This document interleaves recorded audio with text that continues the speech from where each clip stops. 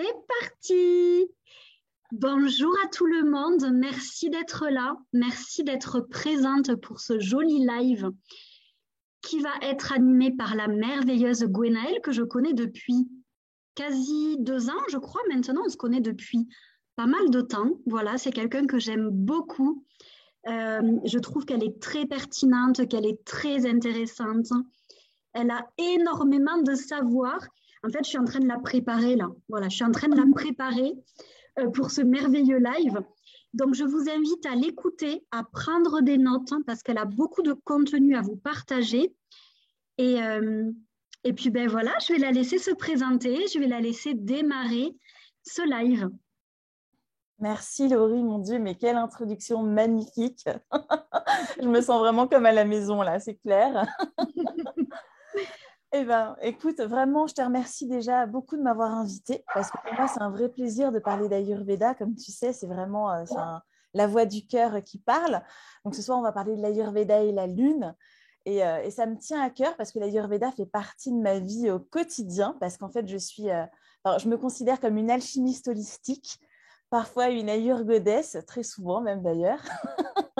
Et en fait, j'accompagne vraiment les êtres spirituels à déployer toute la beauté qu'ils ont à l'intérieur vers une métamorphose joyeuse, sacrée, avec la sagesse ancestrale de l'Ayurveda, avec les plantes médicinales, avec la pensée positive, le sourire et puis bien sûr tout le déploiement spirituel aussi qui va avec cette magnifique médecine indienne. Donc voilà, c'est ce que je propose au quotidien. Après, je suis également auteur d'un livre sur ma pratique qui s'appelle l'Ayurveda Sourire. L'Ayurveda Sourire, c'est un mélange entre l'Ayurveda traditionnel, le pur, le vrai, l'authentique que j'ai appris en Inde, avec la pensée positive, justement, les plantes médicinales, comme je le disais, la spiritualité, tout ça pour accompagner les êtres. Mon mantra, c'est la joie du cœur et la santé du corps. Donc, je pense que ça résume très bien qui je suis et ma pratique. J'ai également une émission de radio sur Radio Médecine Douce. Donc, je suis également chroniqueuse sur Radio Médecine Douce.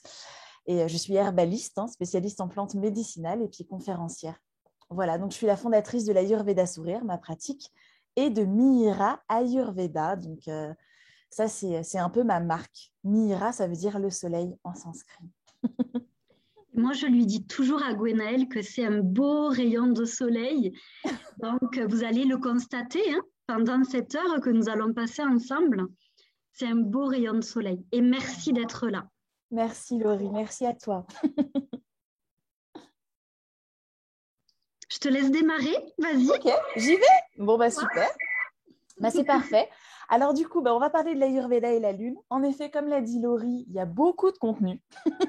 Mais bon, beaucoup de contenu super passionnant. Donc en fait, ça va passer super vite, mais prenez des notes.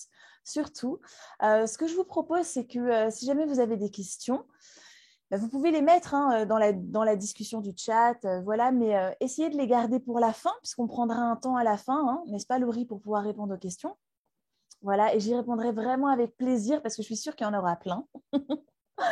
Donc, pour commencer, je vais déjà parler de l'Ayurveda parce que je ne sais pas, en fait, dans la salle, si jamais vous êtes familière avec l'Ayurveda, je ne sais pas si vous connaissez l'Ayurveda. Et comme c'est une médecine tellement incroyable, il faut au moins que je vous donne des petites bases pour qu'on puisse parler des astres et de toute la vie cosmique qu'il y a autour. Donc, l'Ayurveda, c'est une médecine indienne traditionnelle. Déjà, c'est bien de commencer par le début. C'est l'union de deux mots. C'est Ayur, A-Y-U-R, qui veut dire vie, et Veda, qui veut dire connaissance ou sagesse. Donc, c'est vraiment en fait un art de vivre, c'est la science de la vie, c'est la science de la force vitale, de la longévité. C'est une médecine qui est vraiment incroyable et qui intègre beaucoup de choses. Donc, on dit souvent que c'est la plus vieille médecine au monde, que c'est la mère en fait de toutes les médecines puisqu'elle a plus de 5000 ans d'existence. Donc, elle est encore plus ancienne que la médecine chinoise. Il y en a beaucoup qui connaissent la médecine chinoise et qui ne connaissent pas l'Ayurveda, mais l'Ayurveda est bien plus ancienne que la médecine chinoise. C'est une médecine qui est holistique. Donc, holistique, ça vous parle, j'en suis sûre. Vous avez déjà dû entendre ce mot de très nombreuses fois. Donc, ça veut dire vraiment c'est une médecine qui va s'intéresser à tout ce que vous êtes, donc dans toute la globalité de votre être, dans toute sa complexité, aussi bien au niveau du corps que de l'esprit, ou de l'âme. Donc vraiment, on est sur toutes les sphères. C'est également une médecine qui est intégrale parce qu'elle s'intéresse à tout ce qui peut préserver la santé. Donc, elle n'est pas vraiment, elle n'est pas restrictive, elle s'intéresse vraiment beaucoup à toutes les formes de médecine autochtone, à la médecine allopathique. Tout a du sens en fait pour l'Ayurveda et tout fonctionne très bien avec l'Ayurveda tant que ça peut vous aider à rayonner de votre splendeur et à maintenir votre bien-être et votre équilibre personnel. Quelque chose aussi qui est... Parce que je sais que l'Ayurveda est un peu à la mode, hein, donc on en entend beaucoup parler sur les réseaux. Et très souvent, en fait, ce qu'on voit, c'est, voilà, je sais pas, j'ai mal là, qu'est-ce que l'Ayurveda propose? Ou j'ai un syndrome comme ça, ou j'ai telle maladie, qu'est-ce que l'Ayurveda propose? Donc, il faut remettre l'église au milieu du village, comme diraient nos chers amis. Et donc, en fait, l'Ayurveda, ça ne s'intéresse pas vraiment aux symptômes. Ce n'est pas une médecine symptomatique. Enfin, elle s'intéresse aux symptômes, mais pas en tout cas comme on l'imagine. C'est une médecine qui s'intéresse aux causes. Alors déjà, pour que ce soit clair, parce que ce n'est pas forcément clair pour tout le monde, c'est qu'une médecine qui est symptomatique, c'est la médecine de votre médecin généraliste. C'est la médecine allopathique. Donc, c'est j'ai mal à la tête, je prends du paracétamol. Voilà, donc c'est un symptôme-traitement. Là, on est dans une approche symptomatique. Donc là, vous ne vous intéressez pas à la cause du mal de tête. Par contre, l'Ayurveda, ça va être j'ai mal à la tête. Pourquoi? Pourquoi j'ai mal à la tête?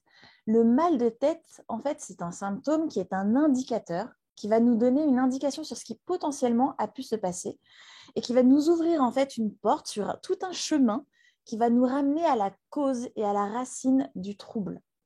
Et nous, en fait, avec l'Ayurveda, c'est ça qu'on fait.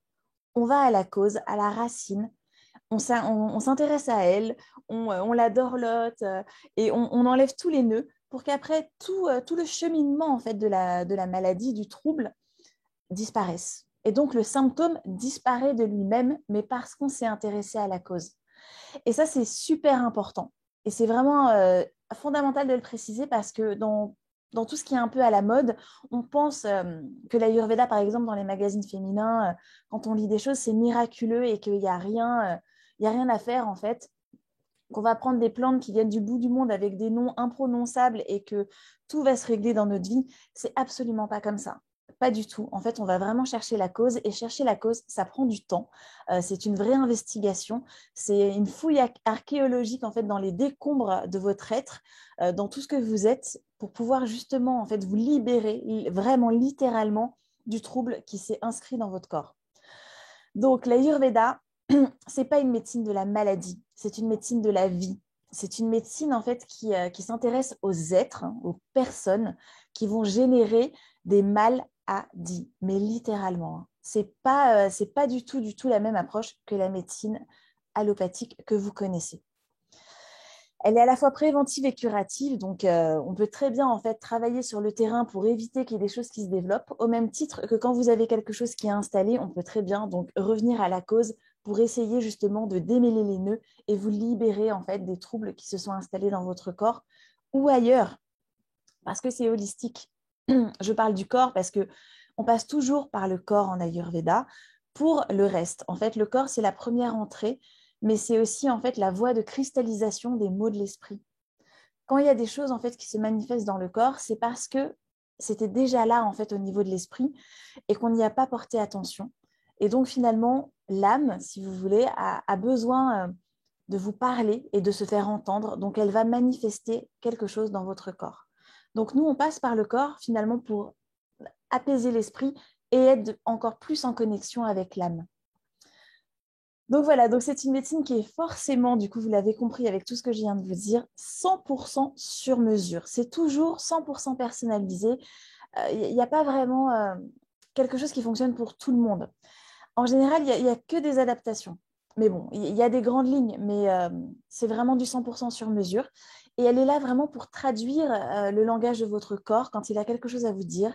Donc, c'est une traductrice des mots du corps. C'est un peu un professeur en fait qui va vous enseigner une langue que vous connaissez mais vous avez oubliée, qui est vraiment là en vous en fait et qui vous permet de vous reconnecter à votre essence, à votre essence pure, à votre vérité intérieure et qui vous aide en fait à comprendre vraiment pourquoi le corps a décidé de manifester telle ou telle chose en vous. Donc, ça vous aide à vous reconnecter à vous-même et à communiquer vraiment avec qui vous êtes profondément. Et donc, forcément, puisque vous devez communiquer avec votre être, c'est forcément une médecine aussi de responsabilité. En fait, elle ne peut pas vous sauver comme ça, hein. Je veux dire, si vous ne faites rien, il ne va rien se passer. Vous êtes vraiment l'acteur de votre vie. Et l'Ayurveda vous redonne les rênes. C'est une médecine qui va vous aider à vraiment avoir la puissance en fait sur ce qui se passe dans votre vie, sur toutes les sphères de votre être, aussi bien le corps que l'esprit ou l'âme. Donc, c'est vraiment une médecine de responsabilité. Bon, sinon, elle est aussi reconnue par l'Organisation mondiale de la santé. Ça, je ne l'ai pas dit, mais c'est toujours utile de le savoir parce que c'est vraiment une médecine ancestrale très ancienne et très complète. Elle travaille vraiment sur les mécanismes en fait, d'homéostasie du corps, hein. Donc, elle est vraiment là pour rétablir l'équilibre, le maintenir et puis aussi redévelopper vos capacités innées de guérisseur intérieur. Donc concrètement, en fait, avec l'Ayurveda, comment ça se passe quand vous arrivez en consultation pour que vous ayez une idée un petit peu plus concrète des choses, parce que là, je parle beaucoup de théorie, mais bon, la théorie est toujours utile, vous allez le voir. On va prendre le pouls déjà. Donc, je vais prendre le pouls, en fait, moi, des deux côtés, hein. Il y a 7 niveaux sur 3 points sur chaque bras. Donc, je vous laisse imaginer la complexité du pouls. Je vais regarder votre langue aussi. Il y a toute votre sphère émotionnelle sur la langue. Il y a aussi toute votre colonne vertébrale. On va pouvoir regarder les conjonctives, donc l'intérieur des yeux. On va pouvoir regarder les ongles, l'ossature, en fait, toutes les articulations du corps aussi, hein. Ça nous donnera des indications sur votre fonctionnement et sur qui vous êtes, en fait. On va parler aussi de choses beaucoup moins glamour, hein, comme vos évacuations, votre digestion. On parlera aussi de ce que vous mangez, bien évidemment, de votre sommeil, de votre rapport à vous-même, de votre rapport aux autres, de plein de choses, en fait, de tout ce que vous êtes. Moi, je travaille beaucoup sur la naissance aussi et sur la vie intra-utérine. Donc, je parle de ça aussi. Et après, du coup, l'Ayurveda vous propose un panel énorme, en fait, d'outils pour pouvoir vous accompagner et vous aider. Donc déjà, l'alimentation, ça c'est fondamental, hein. C'est ce qui construit le corps et qui construit qui vous êtes, mais une alimentation qui va au-delà en fait de l'alimentation purement physique, puisque c'est une alimentation énergétique. Chaque aliment a des vertus énergétiques particulières qui vont avoir un impact sur vos émotions et sur qui vous êtes. Donc, c'est quand même très, très important. Et après, il y a tous les outils d'hygiène de vie aussi, bien sûr. Donc, l'hygiène de vie, c'est très vaste, hein. C'est aussi bien comment j'organise ma journée avec des routines, par exemple, des petites choses que je vais mettre en place. C'est aussi comment je me parle à moi-même. C'est aussi comment je respire, donc des exercices de respiration, des exercices de méditation, du yoga, plein de choses en fait. Il y a vraiment beaucoup, beaucoup d'outils. Moi, j'utilise aussi beaucoup les plantes, hein, les plantes médicinales qui sont un des outils aussi très importants de l'Ayurveda, mais toujours en seconde intention. J'ai la particularité de travailler qu'avec des plantes locales, parce que pour moi, c'est ce qui a du sens, c'est ce qui résonne, ce qui vibre le plus et ce qui est aussi en résonance avec votre microbiote. Mais ça, vous allez mieux le comprendre juste après, parce que je vais vous expliquer les grands fondements. Et puis après, il y a aussi toutes les thérapies corporelles que moi, je ne pratique pas, mais en tout cas qui sont très importantes dans l'Ayurveda. Donc voilà, donc déjà, ça c'est pour vous donner vraiment une définition un peu générale de qu'est-ce que l'Ayurveda pour que vous ayez déjà aussi une vision des choses un peu plus claire. Après, donc du coup, ce qui est important là pour ce live, c'est de comprendre que l'Ayurveda, c'est une médecine qui est vraiment une médecine cosmique. Donc, quand je dis cosmique, c'est parce qu'elle s'intéresse vraiment à tout ce qui se passe dans l'univers et à tout ce qui compose l'univers. Donc, l'Ayurveda, en fait, se base sur une théorie fondamentale qui est la théorie des 5 éléments. Ça, c'est très, très important en Ayurveda parce que ça va définir énormément de choses. Donc, là, je suis sûre qu'il y a plein de gens qui sont en train de se dire « Mais qu'est-ce qu'elle raconte? Pourquoi elle me parle de 5 éléments? J'en connais 4. » Mais comment ça, 5 éléments? Eh bien si, il y en a 5. En fait, vous connaissez forcément l'air, le feu, l'eau et la terre. Mais en fait, en Ayurveda, on en a un autre, un 5e, qui s'appelle l'éther. Donc voilà, dans cette vision holistique que l'Ayurveda a, il y a cet élément fondamental, l'éther, donc E-T-H-E-R, qui est l'élément le plus subtil, qui est la matrice en fait de l'univers. Et je dirais plutôt que c'est... Alors, je reprends ma phrase, parce que ce n'est pas la matrice de l'univers. C'est la matrice, en fait, de manifestation de tous les autres éléments. Parce que alors, dans la création de l'univers, en fait, dans toute la manifestation de création de l'univers, ça commence avec le son Om. Vous avez sûrement déjà entendu parler de ça. Le son Om, qui est le son primordial, qui est le son de création de l'univers, crée des vibrations. Et ces vibrations subtiles vont donner naissance justement à ce premier élément qui s'appelle l'éther. L'éther en sanskrit, parce que moi j'aime beaucoup le sanskrit et j'aime beaucoup l'étymologie des mots, c'est akasha. Et je vous le dis volontairement parce que je suis absolument persuadée que dans l'audience, il y a plein de personnes qui travaillent avec l'akasha, les dossiers akashiques, l'akash et toute cette sphère subtile et énergétique, spirituelle de l'univers. Donc, c'est le premier élément. Et après, en fait, dans l'akasha, donc dans l'éther, il va y avoir des mouvements répétés. Ces mouvements répétés vont donner naissance à l'air. Puis, l'air va faire des espèces de frictions avec ces mouvements. Et donc, ça va donner naissance au feu. Après, le feu va se liquéfier, comme la lave se liquéfie dans un volcan. Et là, ça va donner naissance à l'eau. Et l'eau va se solidifier et donner naissance à la terre. Donc, vous voyez, on part du son Om. Après, il y a l'éther, il y a l'air, il y a le feu, il y a l'eau et la terre. Donc, ça découle vraiment comme ça. Donc, l'éther, il faut l'imaginer comme un espace immense, infini, subtil, qui est un peu le champ de manifestation de tous les possibles, mais qui est impalpable, invisible. Donc, c'est un peu difficile de comprendre cette notion, mais en tout cas, c'est important. Et pourquoi c'est important? Parce que l'Ayurveda est en connexion permanente avec ces 5 éléments. Et surtout, c'est parce que l'Ayurveda considère que si l'univers est un macrocosme, l'être humain est un microcosme. Donc, ça veut dire que finalement, nous sommes le reflet le plus parfait de l'univers. Nous sommes un mini-univers à nous seuls et nous sommes nous-mêmes composés des 5 éléments de l'univers. Donc, tout ce qui fait, en fait, nous, comme on est vraiment un microcosme, en fait, chaque être fait partie intégrante de l'univers et il est constitué de tout ce qui va composer l'univers. Donc, il y a les 5 éléments qui sont vraiment très importants, mais il y a aussi les planètes, il y a aussi les astres. Et tout ça, en fait, on l'a dans notre corps. Mais on a tout ça dans notre corps à des proportions différentes, des proportions qui nous sont propres. Donc, par exemple, pour les éléments, les proportions des éléments que vous allez avoir dans votre corps vont définir votre constitution ayurvédique et vont aussi avoir un impact sur vos dysfonctionnements, donc sur les troubles que vous allez peut-être potentiellement pouvoir développer. Donc ces éléments entre eux, en fait, ces proportions d'éléments vont donner naissance à d'autres énergies qui s'appellent les doshas. Vous en avez déjà entendu parler, je vous le dis, mais c'est juste une petite parenthèse parce que ça ne va pas être le sujet du live de ce soir.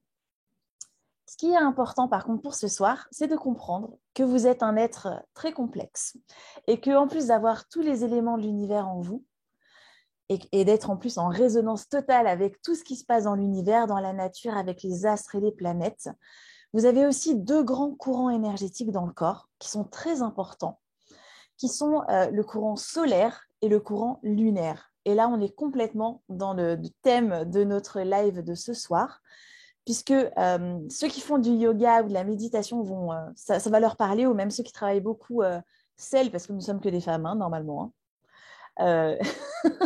Bon, en tout cas, on va dire ceux, voilà, qui travaillent aussi avec les chakras, vont connaître ces termes. Il y a le courant, en fait, solaire qui s'appelle Pingala et le courant lunaire qui s'appelle Ida. Donc, ils font vraiment partie intégrante de notre anatomie énergétique. Ils traversent tout le corps, en fait, en se croisant au niveau des chakras, en traversant, en fait, les chakras qui sont situés sur un espèce de fil d'argent invisible, énergétique, qui vient du ciel jusqu'à la terre. Donc, l'énergie solaire Pingala, c'est l'énergie donc du feu. Elle est de nature chaude et plutôt masculine. On l'associe à Shiva, d'ailleurs au dieu Shiva.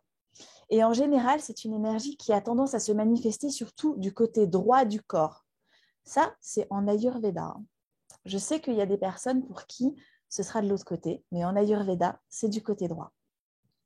L'énergie lunaire, qui est donc l'énergie qui s'appelle Ida, ce flux énergétique qui est plutôt du coup froid en qualité énergétique est féminin. C'est l'énergie de la Shakti, donc vraiment du féminin, de la femme divine. Et cette énergie lunaire, elle va se manifester surtout du côté gauche du corps. Donc le soleil et la lune, en fait, sont absolument fondamentaux dans toutes les sciences, en fait, védiques. Donc, quand je dis védique, c'est toutes les sciences, en fait, qui composent, en fait, l'Ayurveda, le yoga, et puis beaucoup d'autres sciences, en fait, ancestrales indiennes. Donc, c'est très, très important pour ça. Et en fait, on considère que donc, ces deux courants énergétiques ont vraiment un impact sur ce qui se passe dans votre vie et sur le fonctionnement aussi de vos chakras, donc de toutes les sphères de votre être, parce qu'en fait, vous savez bien que les chakras, ça concerne pas seulement des glandes endocrines, hein, ça concerne aussi en fait des aspects de votre personnalité, votre émotionnel, ça concerne toute votre histoire. Donc, c'est aussi très, très important. Alors, on considère en fait que le soleil, ça représente un petit peu l'âme. Alors, vous allez peut-être vous demander pourquoi. Et c'est vrai qu'on pourrait se poser la question, mais en tout cas, le soleil, c'est représenté par... Enfin, on dit que c'est plutôt l'âme parce que, selon les textes, avec la lumière en fait du soleil, il nous permet en fait d'accéder à notre lumière spirituelle, il nous permet de voir. C'est en fait le feu qui permet de voir et de comprendre. C'est vraiment un peu le feu de la connaissance, celui de la vision. Donc, vous voyez, quand on a de la lumière, on voit, on peut voir, on peut avoir une perception très fine. Donc, en fait, le soleil, c'est la lumière qui donne un peu accès à la connaissance suprême. Alors que la lune est considérée plutôt comme le mental. Même si c'est une énergie de douceur, de compassion, de générosité hein, et puis de féminité, bien sûr, c'est associé au mental parce que elle reflète aussi l'instabilité, la lune. L'instabilité avec toutes ses phases, avec les fluctuations du mental et puis aussi nos fluctuations émotionnelles. C'est un peu les cycles de l'ego et voilà. Donc c'est pour ça qu'on l'associe en fait au mental. Elle est aussi vraiment très très reliée à l'énergie de l'eau. La lune, c'est l'eau. Et c'est pour ça d'ailleurs que dans les textes anciens, nous on dit que la lune c'est Soma, S-O-M-A. Et Soma, en fait, c'est très beau parce que en fait, c'est un peu poétique. Soma, c'est un espèce de fluide, un nectar, un espèce de fluide sacré, en fait, qui va nourrir le cerveau, d'ailleurs, hein, en Ayurveda. Et en fait, dans les textes védiques, etc., ça va aussi nourrir la terre et tout ce qui vit sur la terre.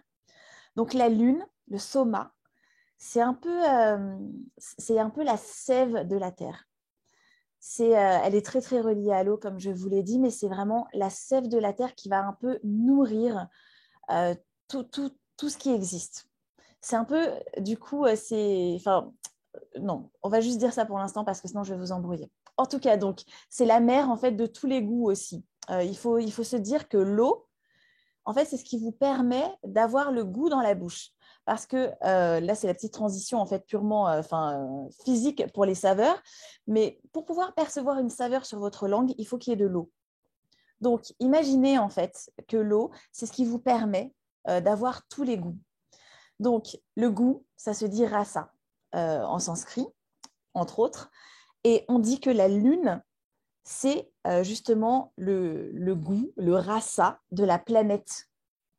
Donc, en fait, c'est comme si, en fait, grâce à la lune, vous pouvez percevoir quelque part énergétiquement toutes les saveurs énergétiques de la planète. C'est pas rien quand même, hein. Donc voilà, ça me fait une petite transition parce que justement, ce qui est intéressant, c'est de voir que l'Ayurveda, c'est une médecine qui est vraiment cyclique et qui est connectée aux planètes, évidemment. Mais qu'en fait, elle nous enseigne qu'on est toujours en connexion avec les mouvements du cosmos parce qu'on est un microcosme, comme je vous le disais. Et les mouvements des planètes et des astres, en fait, dans l'univers, vont influencer directement ce qui va se passer dans notre corps. Et justement, la Lune, eh ben, c'est l'eau, hein, et c'est donc le goût, rasa. Mais rasa, parce qu'en sanskrit, tous les mots veulent dire 20 choses, ça veut aussi dire la lymphe. C'est la lymphe et le plasma.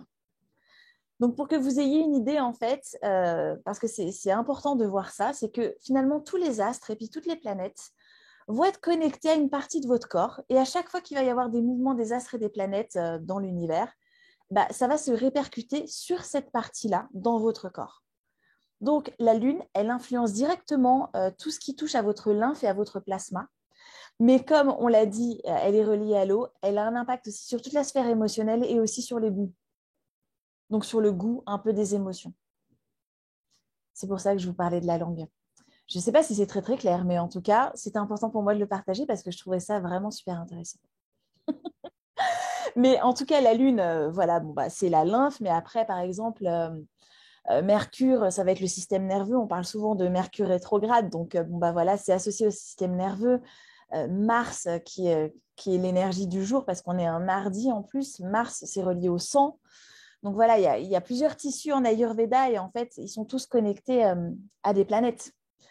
Donc l'Ayurveda, ça tient compte en fait de ces cycles-là. Donc à chaque fois que les planètes et les astres vont être en mouvement, vont être en transit, à chaque fois qu'il va se passer des choses dans l'univers, ça aura un impact en fait dans votre corps.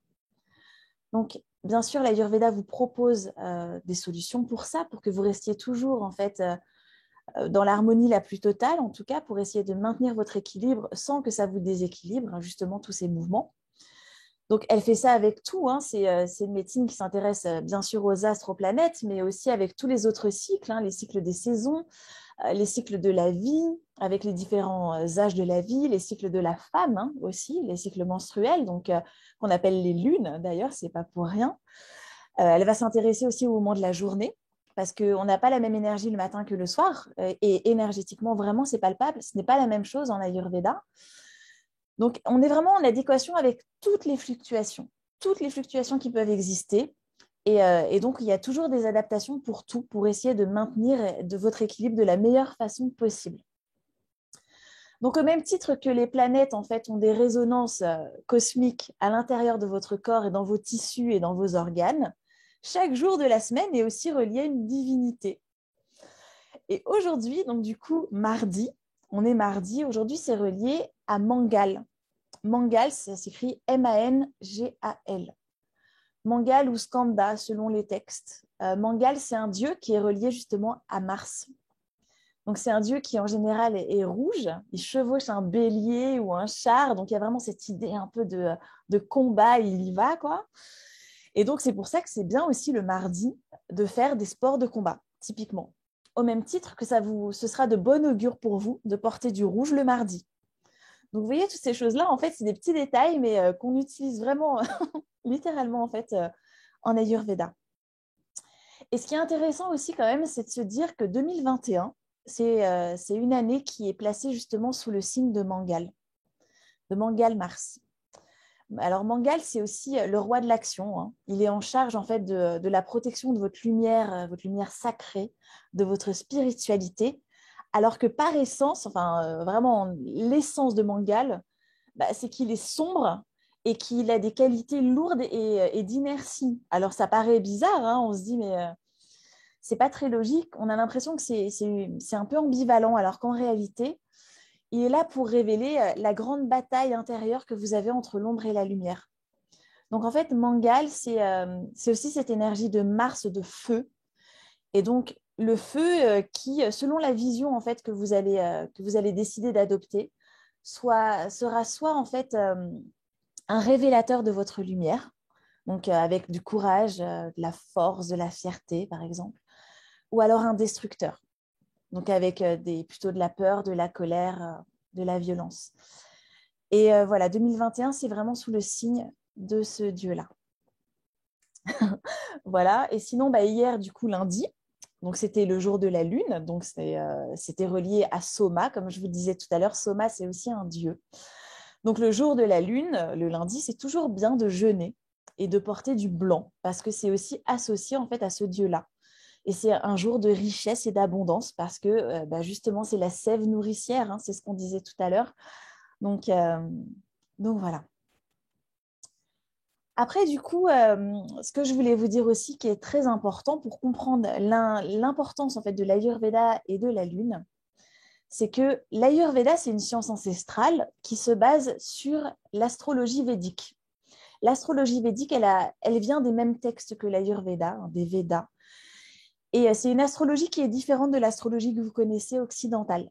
Parce que c'est une astrologie en fait qui se base sur un calendrier lunaire. Donc c'est un calendrier qui est astronomique et qui n'est pas arithmétique et qui dépend totalement, mais alors vraiment totalement en fait des planètes et puis des corps célestes. Ce calendrier, il s'appelle Panchang. Alors parce qu'on dit que Panch en fait, ça veut dire 5 en sanskrit et Ang, c'est les membres ou les parties. Et en fait, ça s'appelle Panchang pour désigner justement les 5 états de la Lune. Donc, les 5 états de la Lune, c'est la nouvelle Lune, la Lune croissante, la pleine Lune, la Lune décroissante et de nouveau la nouvelle Lune. Parce que comme ça, la boucle est bouclée. Donc, on est sur 5 phases. Et en fait, ce calendrier, il nous permet de ritualiser notre quotidien et puis de célébrer aussi le divin et puis tous les mouvements de l'univers. Et en fait, en Inde, si jamais vous êtes un peu familière avec cette culture, vous savez peut-être que toutes les décisions, en fait, sont prises en fonction des planètes et des astres, et particulièrement de la Lune. Donc, en fait, il y a toujours en fait, des moments qui sont plus ou moins favorables pour certaines actions. Donc, on choisit par exemple la date de son mariage, le jour où on va faire des rituels, des jeûnes, des voyages, le jour où on va essayer d'accoucher aussi.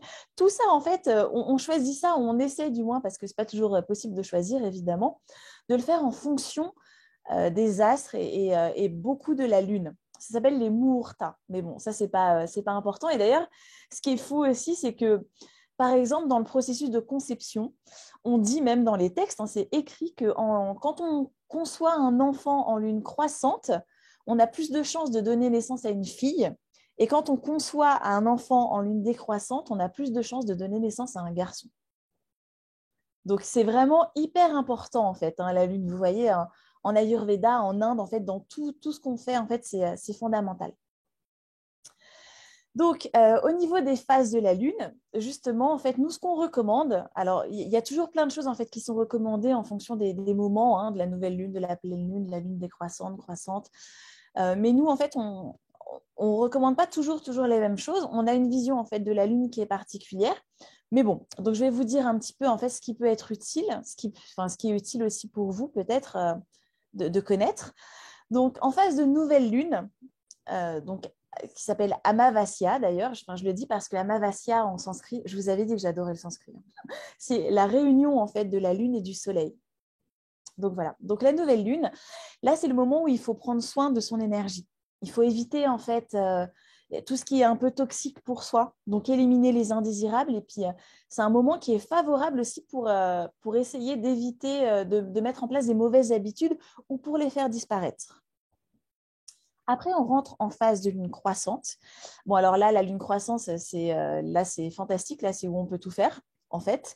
C'est parfait pour mettre en place des projets. C'est pour augmenter toutes ces connaissances. Parce qu'on a beaucoup plus, justement, de soma, de cette énergie de la lune. On a plus de rayonnement. Donc, c'est parfait, en fait, quand on veut lancer des choses, faire fructifier des projets. C'est parfait aussi pour commencer des nouveaux traitements, par exemple. Tester de nouvelles choses en fait pour soi parce qu'on est beaucoup plus réceptif en fait et c'est aussi en fait un moment qui est important pour tous les rituels. En Ayurveda et en Inde en fait on fait beaucoup de pujas. Les pujas c'est des célébrations de vénération pour des divinités et pour aussi des grands moments de la vie et aussi pour régler des choses de nos vies antérieures, mais bon ça c'est encore une autre histoire. Et là en fait c'est toujours connecté aux planètes. Toujours. Mais en tout cas, dans cette phase de lune croissante, en fait, c'est super pour tous les rituels et toutes ces choses en fait, qu'on voudrait mettre en place en fait, pour régler des choses dans des sphères un peu spirituelles. Parce que là, le mental, il est fort, en fait, il est solide. Vous êtes soutenu en fait, par la lumière de l'âme. Donc, c'est un moment, en fait, cette énergie, en fait, elle est montante en vous aussi. Il y a à chaque fois plus de lumière. Donc, vous avez plus de force, plus de rayonnement, comme je le disais. Et ça vous permet, en fait, d'avoir une fréquence énergétique beaucoup plus puissante. Par contre, il faut faire attention aussi parce que, justement, puisqu'il y a cette montée aussi d'énergie en vous, c'est aussi un très bon moment pour la prise de poids. Donc, si jamais vous avez décidé de faire une semaine chocolat, essayez de ne pas la faire en lune croissante. Voilà. Donc après, on arrive à la pleine lune. Donc là, la pleine lune, là, je sais que vous savez à quel point sa force est magnétique. Mais elle est vraiment magnétique, mais littéralement, puisque de toute façon, finalement, il y a le Soleil, la Terre et la Lune. Donc en fait, la Terre est entre le Soleil et la Lune. La Lune est totalement éclairée par le Soleil. Donc là, c'est hyper puissant. Il y a beaucoup, beaucoup d'énergie. Donc, il faut faire attention au surmenage parce qu'en fait, même si on ne s'en rend pas compte, même si on a la sensation d'être fatigué, à l'intérieur de nous, il y a beaucoup d'énergie, il y a beaucoup de fluide, justement. Il y a beaucoup de force, en fait, de sève qui est en train de monter et qui va partout, en fait, en vous. Donc, c'est parfait, justement, d'utiliser ce moment pour travailler sur son mental avec des affirmations positives, des visualisations, des choses, en fait, qui vous font du bien. Parce que ce surplus d'énergie, il faut l'utiliser pour quelque chose qui est bénéfique pour vous. Et donc là, vous pouvez en fait le rediriger en fait pour vraiment travailler sur vous dans quelque chose de bon, de bénéfique, qui vous fait du bien. Vous pouvez réutiliser vraiment ce trop-plein et le refaire circuler justement avec des exercices de respiration. Là, c'est vraiment, c'est toujours utile, hein, la respiration, mais à ce moment-là, c'est vraiment, vraiment hyper bien de faire de la respiration. Évidemment, comme il y a beaucoup d'énergie, vous pouvez aussi faire du sport pour pouvoir évacuer et vous pouvez surtout jeûner. C'est vraiment indiqué, nous on fait beaucoup de jeûnes en fait, les jours de pleine lune, mais des jeûnes hydriques, parce qu'on est toujours avec cette connexion de l'eau, de la lune. Donc on garde l'eau, mais en tout cas on nettoie ce dont on n'a pas forcément besoin. Donc on ne va pas se surcharger puisqu'on a déjà en fait beaucoup, beaucoup d'énergie qui arrive. Donc voilà, donc éviter les conflits aussi, ça c'est sûr, parce on est un peu chargé à la pleine lune, donc ça c'est toujours bien. Et à ce moment, en fait, comme je vous le disais, du coup, il y a beaucoup de sève. Il y a un peu ce nectar, en fait. On dit qu'il y a l'amrita. L'amrita, c'est un nectar d'immortalité dans les textes, mais là, pour le coup, ce n'est pas d'immortalité, mais en tout cas, c'est comme une espèce d'ambroisie cosmique. Quelque chose de vraiment très, très beau, très luxurieux, luxuriant. Enfin, voilà, qui va vraiment tout nourrir, qui va se répandre sur la Terre. C'est comme si, en fait, la Lune envoyait une immense quantité, en fait, d'énergie divine. Donc voilà, il y a tout ce nectar-là, cette ambroisie cosmique là qui est présente en fait au moment de la pleine lune. Après, on arrive en lune décroissante. Et là, en lune décroissante, nous, on travaille beaucoup sur l'introspection. On est beaucoup sur l'intérieur de soi. Et c'est vraiment une période qui est consacrée en fait aux ancêtres. Les ancêtres, les pitrous, les pitris, selon si on le met au pluriel ou au singulier. C'est très important en fait en Ayurveda et dans toutes les sciences védiques parce que vous êtes aussi vos ancêtres. Dans vos mémoires cellulaires, dans votre corps, vous avez aussi vos ancêtres. Dites-vous que finalement, vous êtes un peu la version rêvée, la meilleure version en fait de votre lignée, la version rêvée de tous vos ancêtres. Vous réalisez tout ce que eux n'ont pas pu forcément faire. Vous pouvez tout régler et voilà, ils sont avec vous. Donc, c'est important. Nous, on met vraiment à l'honneur les ancêtres en lune décroissante. C'est un moment de méditation et de prière pour soi. Et c'est un moment aussi pour éliminer les mauvaises fréquentations et puis les toxines. C'est toujours vraiment bien de pouvoir le faire aussi en lune décroissante. Voilà, donc ça, c'est déjà beaucoup d'informations, mais c'est ce que j'avais envie de partager avec vous, en tout cas sur la lune et l'Ayurveda. C'était pour vous donner déjà en fait une idée un peu globale, générale de ce lien qui est tellement important et qui au quotidien en fait dans tout ce qu'on propose nous les praticiens ayurvédiques a vraiment un impact en fait sur votre bien-être, sur votre harmonie personnelle. Donc voilà, et j'avais très très envie de vous proposer un rituel. Donc j'ai pensé à un rituel justement pour vous parce que vendredi, le 19 novembre, à 9h59 exactement, mais bon, on va dire à 10h hein, pour simplifier les choses, c'est la pleine lune. Donc le vendredi, c'est un jour qui est associé à Vénus. Vénus, c'est l'esthétisme, c'est l'art, c'est la beauté, c'est vraiment tout ce qui est beau. Et en fait, Vénus, elle est reliée, c'est une planète qui est reliée aux reins. D'ailleurs, les reins, c'est les ancêtres. Je n'y ai même pas pensé. Mais bon, aux reins et au métabolisme de l'eau. Donc, je me dis que là, c'est super en fait que ça tombe un vendredi parce que comme on l'a vu, hein, la pleine lune, il y a beaucoup d'eau, il y a beaucoup de soma, il y a beaucoup d'énergie cosmique. Donc, c'est super de pouvoir faire un rituel en fait qui est aussi relié à Vénus. Donc, ce que je voulais vous proposer en fait pour ce vendredi, déjà, pour commencer et faire très simple, même si je sais que ce n'est pas simple pour tout le monde, c'est de faire un jour de jeûne, si jamais vous pouvez, pour pouvoir déjà vous nettoyer. Je sais, moi aussi, j'ai du mal à jeûner, hein, j'avoue. Bon, un jour de jeûne, mais un jeûne hydrique. Un jeûne hydrique, ça veut dire que vous allez boire. Vous n'allez pas manger, mais vous allez boire. Et moi, ce que je vous conseillerais, par rapport à la saison et par rapport justement à ce jour de pleine lune, c'est de boire une tisane ou une décoction de graines de fenouil. Alors, pourquoi je vous propose cette plante? Parce que déjà, c'est une plante magnifique. Très souvent, en fait, c'est des choses très, très simples, mais c'est très puissant. C'est une plante qui est très bonne pour... Là, elle est bonne pour tout le monde. Alors, regardez quand même, hein, bien évidemment, vous pouvez être allergique au fenouil, c'est possible. Au même titre que vous pouvez avoir des traitements en cours et le fenouil peut être une contre-indication. Donc, évidemment, ça, il faut vérifier. Mais en tout cas, le fenouil, c'est une plante qui a quand même très peu de contre-indications, qui est vraiment digestive, qui va vous permettre de vraiment vous nettoyer de l'intérieur parce qu'elle est diurétique, elle est équilibrante. Mais surtout, en fait, pourquoi j'ai pensé à cette plante, c'est parce qu'en plus d'être douce, d'être délicieuse et d'être une très belle plante, elle est sattvique. Sattvique, ça s'écrit S-A-2-T-V-I-Q-U-E. Sattvique, ça veut dire que c'est une plante qui est riche en sattva. Et sattva, c'est en fait une qualité énergétique qui vous aide en fait à favoriser le calme, la joie, l'alignement. Ça vous permet en fait de vous reconnecter au divin en vous. Donc voilà, je pense que pour ce jour de pleine lune, le fenouil, c'est vraiment super adapté.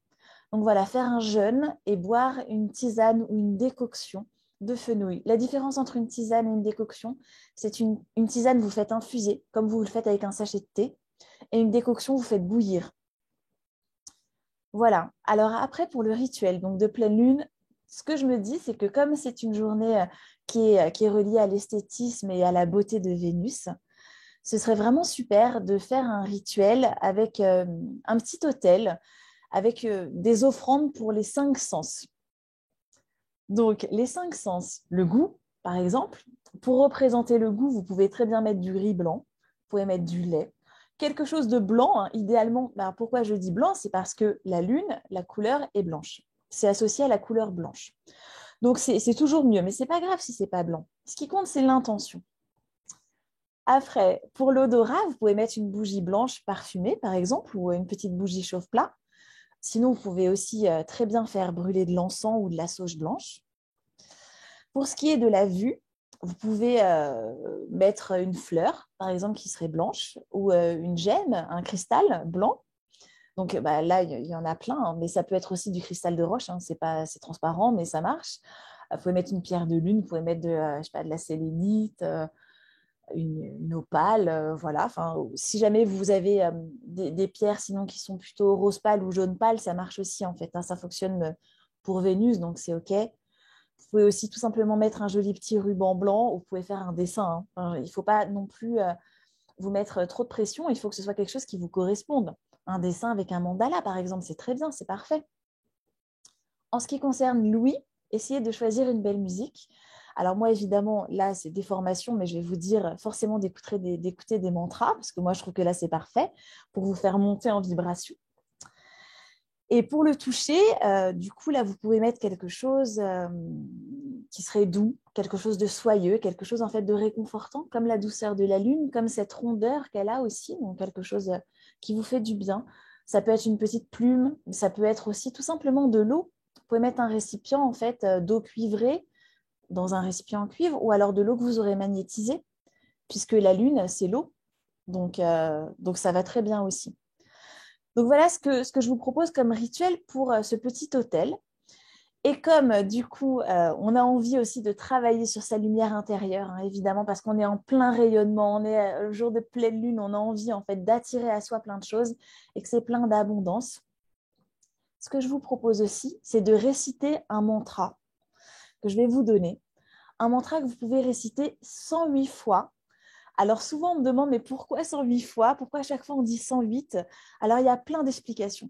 Voilà, dans les textes, si vous voyez, il y a tellement d'explications. Mais en tout cas, moi, l'explication que j'aime, c'est justement que l'alphabet sanskrit est composé de 54 lettres, 54 sons, que le son en Inde est sacré, Le son, il est sacré parce qu'il a des vibrations cosmiques partout dans votre organisme et partout dans l'univers.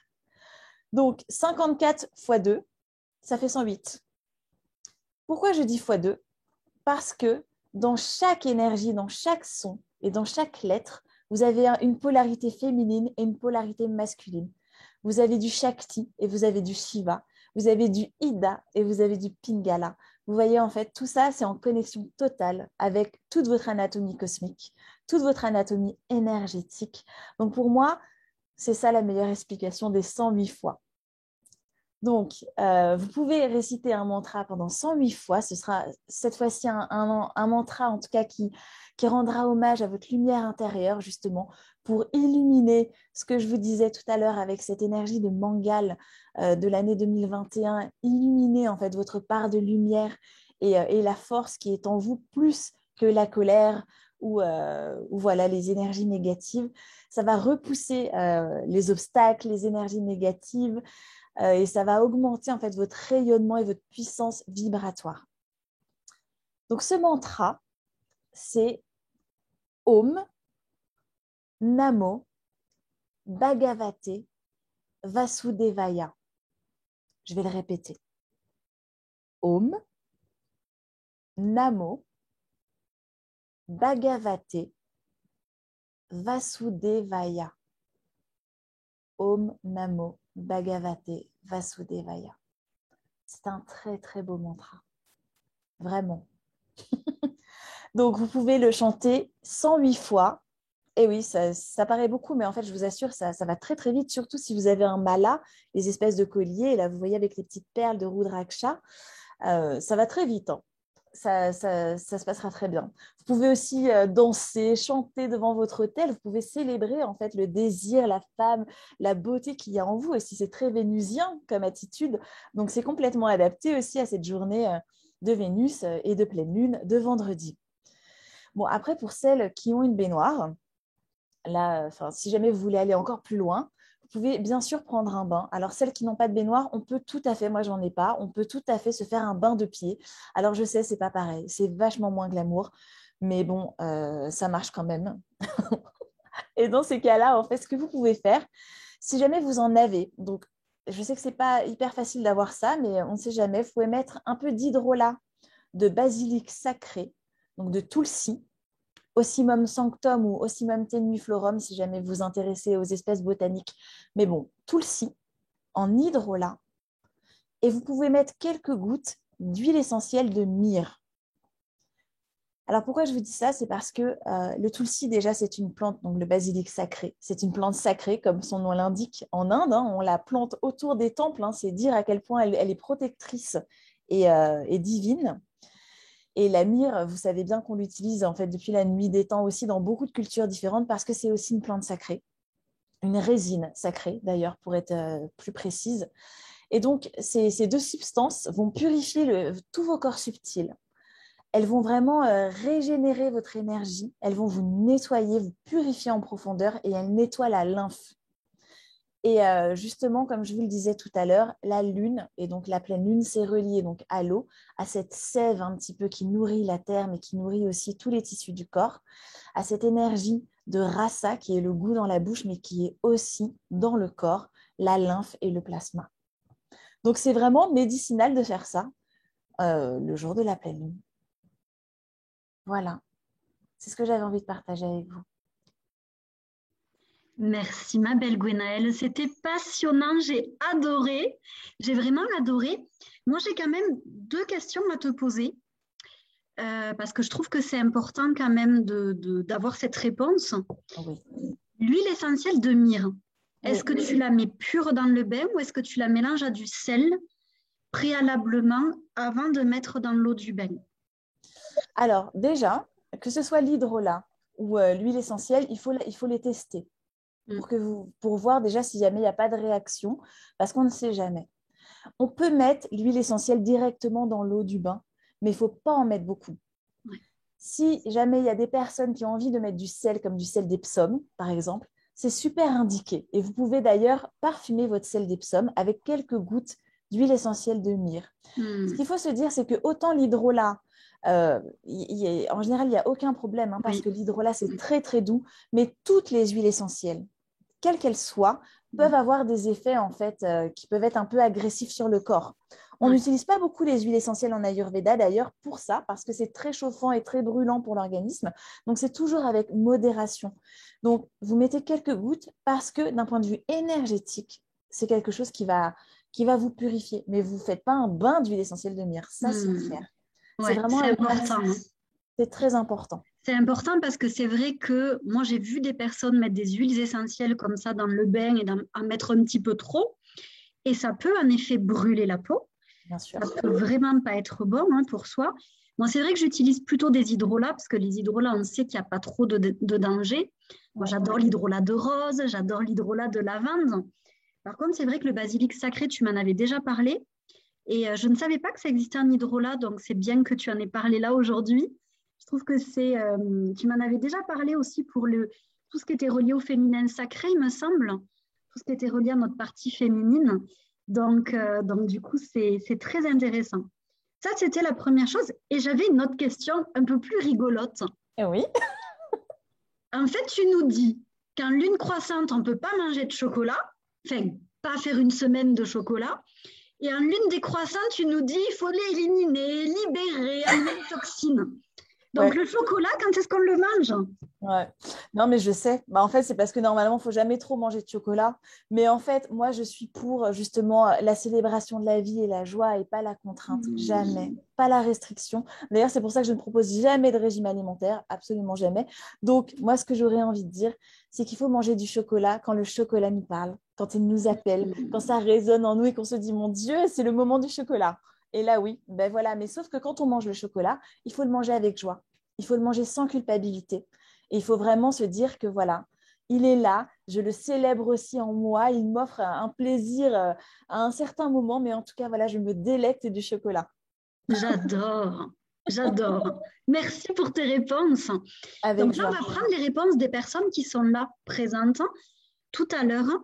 Avant cela, j'aurais aimé que tu partages une belle offre, quelque chose de beau que tu as concocté pour les personnes de ma communauté. Donc, voilà, je te laisse en parler. Oui, alors justement, je me suis dit, quand j'ai vu votre enthousiasme, j'ai trouvé ça génial et j'ai vraiment eu envie en fait de vous proposer quelque chose d'un peu spécial pour vous, donc vous faire un beau cadeau. Et j'avais vraiment très envie de vous proposer, justement, pour toutes les personnes qui ont envie d'approfondir et de connaître un peu plus l'Ayurveda et puis de l'appliquer aussi dans leur vie, une consultation de bilan découverte, mais qui va durer 1 heure et demie à 150 € avec définition de la constitution ayurvédique. Et alors, ça, c'est vraiment un très bel échange en fait qu'on a ensemble, où vous allez vraiment baigner dans l'Ayurveda et comprendre un petit peu mieux cette médecine ancestrale avec des outils 100% personnalisés pour vous. Et c'est une consultation qui normalement n'est intégrée que dans mes parcours de transformation. Ce n'est pas une consultation qui est à la carte, donc elle n'est pas disponible en temps normal comme ça. Mais j'avais envie de la proposer parce que je me dis que comme il y avait beaucoup d'intérêt pour ce live, il y aurait sûrement aussi beaucoup d'intérêt pour approfondir l'Ayurveda. Pour l'instant, ce que je propose normalement, en dehors de mes parcours de transformation de 6 mois, c'est une consultation bilan découverte, mais qui ne dure que 1 heure et il n'y a pas la définition de la Constitution. Donc, c'est une grande différence en fait qui apporte un gros plus. Et voilà, et je me dis que ça peut vraiment être super pour toutes celles qui s'intéressent vraiment en tout cas au sujet et tous ceux, bien sûr, de pouvoir profiter de cette offre. Donc, bien évidemment, comme c'est une offre, je ne vais pas la faire pendant une éternité, mais je pense que jusqu'à la semaine prochaine, donc moi, je vous propose jusqu'à mercredi prochain. Donc, mercredi prochain, c'est le 24 novembre, le jour de la Sainte Flora, comme ça, vous ne pourrez pas oublier. Toutes les personnes, en tout cas, qui sont intéressées peuvent m'envoyer un message et j'y répondrai bien sûr avec joie pour qu'on cale en fait un rendez-vous et je leur enverrai en fait les détails pour cette consultation unique pour ton cercle. Merci pour ce beau cadeau. Avec joie. D'ailleurs, il me vient une question. Nous sommes d'accord que tu peux faire profiter cette offre aux personnes qui habitent à Paris, parce que toi, tu es à Paris, mais aussi à celles qui habitent ailleurs. On est d'accord. Tout à fait. C'est une consultation qui est valable pour tout le monde, qui peut se faire à distance, donc en vidéo, en téléconsultation ou en présentiel. Voilà. Parce qu'on a aussi, en fait, on a des Françaises, on a des Belges, on a des Suisses ici, mais on a aussi des Québécoises. Ah, Donc voilà, sait-on jamais. C'était important que je te pose la question parce qu'il y a aussi des personnes qui pratiquent l'Ayurveda qui ne font que du présentiel, qui ne font pas du tout du Zoom ou en tout cas des consultations par Internet. Donc c'est pour ça que je t'ai posé quand même la question aussi. Non, mais tu as bien fait. Voilà, si vous êtes intéressé, ce qu'il faut, c'est contacter Gwenaëlle. Moi, je vous mettrai ses coordonnées. Il y en a qui préfèrent Instagram, il y en a qui préfèrent Messenger. Vous pouvez peut-être aussi la contacter par mail. Je vais voir, hein, tu me diras si je peux donner ton adresse mail. Bien sûr, si tu préfères. Et donc, comme ça, voilà, vous pourrez la contacter et voir avec elle. Maintenant, ce que j'aimerais, c'est qu'on prenne un petit moment, peut-être 10-15 minutes, hein, si jamais vous avez des questions. Pour ceux qui regarderont un replay, vous pouvez les poser les questions sous la vidéo. Et puis, Gwenaëlle viendra vous répondre voilà, dans les 2-3 jours à venir, voilà, quand elle aura un petit moment, hein, parce qu'elle est aussi une chef d'entreprise avec un agenda bien rempli. Voilà, quand elle aura un moment. Donc voilà, n'hésitez pas à poser les questions, on viendra vous répondre. Enfin, moi, pas trop, parce que je n'y connais rien. Mais en tout cas, Gwenaëlle, elle viendra vous répondre. Oh, enfin, alors, quand même. Tu connais, Laurie, hein, quand même. Alors, je connais les lunes, je connais le cycle des lunes, ça, il n'y a pas de souci, je connais bien même. Par contre, l'Ayurveda, mis à part par toi, je ne connais pas trop. Alors, je regarde s'il y a des questions. Hop, hop, hop. Coucou ma belle Laure. Alors, Sylvia nous dit trop bien. Alors, je ne sais pas pourquoi Sylvia nous dit trop bien, mais elle nous dit trop bien. Laure nous dit qu'elle arrive à la fin et qu'elle regardera le replay avec grand plaisir, ma belle Laure. C'est le soir, j'en ai pas bu. Sylvia, dans du lait, oui, tout à fait. On peut mettre aussi les huiles essentielles mélangées à du lait, exactement, ou à du miel même. Ou à de l'huile. Ou à de l'huile, tout à fait. Laure qui dit jamais trop manger de chocolat. Oh, si, c'est bon. Déjà, elle veut nous faire jeûner, Gwenaëlle. Peut-être qu'elle veut dire on ne mange jamais trop de chocolat. C'est peut-être dans ce sens-là. Ça dépend comment tu lis la phrase. Ah, peut-être. Je ne sais pas. Peut-être. Donc, Sylvia nous remercie. OK. Est-ce que vous avez des questions, les filles, à poser? Donc, je pense qu'il y a beaucoup de personnes qui vont regarder un replay parce que ça n'a pas été... il n'y a pas eu beaucoup de monde aujourd'hui. Donc, je pense que beaucoup de personnes vont regarder un replay. Pour le moment, je ne vois pas de questions, mais je sais qu'il y a un petit délai aussi entre le début, enfin, le moment où on parle et puis ce que les filles partagent. Donc, on va attendre quelques petites minutes pour voir s'il y a des petites choses qui sont partagées. Après, il y a aussi quelque chose qui peut être utile. Comme moi, j'ai beaucoup de clients à l'étranger aussi. Si jamais il y a des personnes qui nous écoutent et qui comprennent le français, mais dont le français n'est pas la langue maternelle, je peux aussi faire des consultations en anglais et en espagnol. Surtout en espagnol. Donc, je le dis parce que... Trop forte. Non, mais ça peut être utile. C'est vrai que j'ai vraiment des clients dans le monde entier. Donc en tout cas, c'est possible. C'est envisageable. Super. Ben, écoute, je ne sais pas si là, nous avons des personnes, en tout cas, qui parlent espagnol ou anglais, mais après, ils peuvent avoir des amis. Là, je vois qu'il y a Bénédicte. Je sais que Bénédicte a pas mal d'amis en Angleterre et autres, donc pourquoi pas. Et Bénédicte nous dit d'ailleurs que c'était très intéressant. Merci, ma belle Bénédicte. Merci, Bénédicte. Et Laure qui dit que tu es trilingue. Est-ce que tu es trilingue, Gwenaëlle? Je suis trilingue, mais surtout avec une grande majorité pour l'espagnol quand même, plus que l'anglais. Mais oui, à la base, je suis trilingue. Super. Alors, je vois pas de questions, mais je pense que tu as été très claire aussi.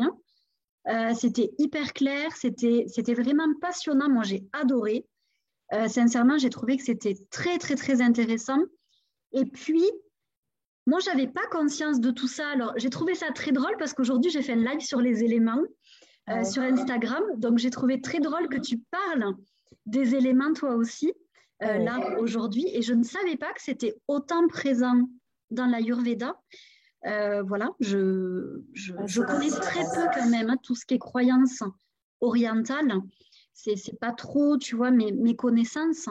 Et c'est vrai que je ne savais pas que c'était autant, voilà, que c'était autant présent aussi, tous ces petits éléments qu'on utilise aussi en magie.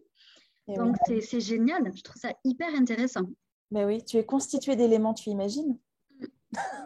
C'est Mais hyper moi, je trouve important. ça Hein. génial. Mais Ouais. j'en parlais aujourd'hui aux personnes dans le live que la vie était constituée des éléments et qu'on était en effet constitué des éléments. Et que c'était important d'en prendre conscience et puis d'arriver à équilibrer à peu près comme on peut Mais oui. ces éléments-là. Donc, non, c'est super, super intéressant. Et puis, je trouve que tu vois, le mot soma, j'ai trouvé qu'il était trop joli. Mais oui. Voilà, tout ce que tu nous as partagé en sanskrit. Et d'ailleurs, je voulais aussi partager quelque chose parce que tu parlais tout à l'heure des mantras qu'il fallait réciter 108 fois. Tu m'en avais déjà parlé aussi. Et c'est vrai que quand on va sur YouTube et qu'on cherche des vidéos d'Eva Prémal ou d'autres personnes, très souvent dans les vidéos, elles chantent 108 fois Mais oui. le mantra. Oui. Donc, du coup, pour celles qui ont peur d'oublier, qui n'ont pas de mala, voilà, parce qu'on ne va pas s'amuser à compter, j'en suis à combien là? Mais on peut juste écouter une vidéo sur YouTube et puis chanter en même temps. Exact. Moi, je l'ai déjà fait et je trouve que c'est extraordinaire de faire ça. Mais j'adore. Oui. Et puis comme ça, du coup, il y a la ritualisation avec notre propre son, mais il y a aussi donc l'ouïe en fait qui fonctionne en même temps. Donc là, on est complètement dedans. Donc oui, et c'est vrai que très souvent, c'est des récitations de 108 fois parce que c'est ce 108, ce chiffre sacré. Ouais.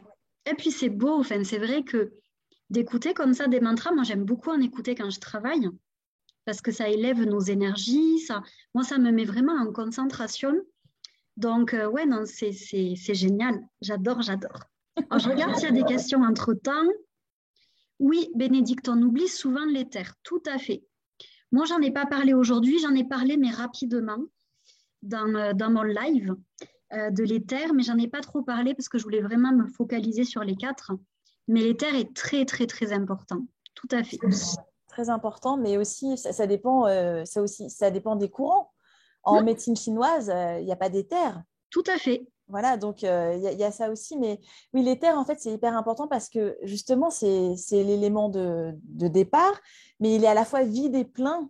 En fait, il est vide parce qu'il est au tout début, mais il est plein parce qu'il a en fait le pouvoir de manifestation de tous les autres de façon subtile, en fait, latente. Et c'est important puisque c'est ce qui nous constitue aussi, c'est notre esprit. L'esprit, c'est de l'éther. Donc, la conscience, c'est de l'éther. Donc, c'est très important, l'éther. Mais c'est bien que tu parles de la médecine chinoise parce qu'en allant faire des recherches sur les éléments, du coup, en fait, ce n'est pas des éléments en médecine chinoise. C'est ce que j'ai pu lire. En vrai, ce sont des mouvements. Et du coup, c'est pour ça qu'on ne trouve pas forcément les mêmes éléments que toi, ce dont tu as parlé, ou moi, ce que j'ai appris avec la magie, avec la sorcellerie. Parce qu'en fait, ce sont des mouvements. Et ça a été traduit à tort, ça a été mal traduit en fait par des personnes en éléments alors que ce sont des mouvements. Voilà, enfin, j'ai appris ça, j'ai lu ça là, je crois cette semaine ou la semaine dernière et j'ai trouvé que c'était intéressant parce que je me posais cette question du pourquoi il y avait autant de différences. Enfin, autant, il n'y en a pas non plus 10 000, mais pourquoi il y avait ces différences-là? Et c'est là que j'ai trouvé ce petit passage-là qui était assez intéressant. Donc voilà, c'était la petite page culture des éléments. Ok, parfait. Bon, ben, je crois qu'on a terminé. Donc, merci énormément, ma belle Gwenaëlle, pour ce beau partage. Hein, vraiment. Non, merci à toi, Laurie, vraiment. Ben, moi, ça m'a fait tellement plaisir de partager ce moment avec toi et avec tout le monde. Oui, puis merci tout le monde, parce que moi, je ne les vois pas, mais en tout cas, merci à toutes les personnes qui ont déjà manifesté de l'intérêt pour le live, hein, même si elles n'ont pas pu être présentes et qu'elles regarderont après. Je les remercie beaucoup de s'intéresser à l'Ayurveda, c'est génial. Oui, c'est clair. Merci à celles qui ont été là. Merci à celles qui commenteront plus tard et qui regarderont le replay. Voilà, merci pour votre belle présence. Et puis, ben, passez une belle fin de journée, une belle nuit et une belle fin de journée pour nos amis québécois et une belle semaine. Et je vous mettrai tous les détails pour contacter Gwenaëlle au-dessus. Comme ça, voilà, vous pourrez revenir vers elle pour sa belle offre. ou pour échanger, ou pour la suivre. Voilà, comme vous préférez. Plein de bisous à tout le monde. Merci encore, ma belle Gwenaëlle. Merci à toutes, merci à tous, merci à toi, Laurie. Merci beaucoup. Avec plaisir et à très, très, très bientôt. Bye bye.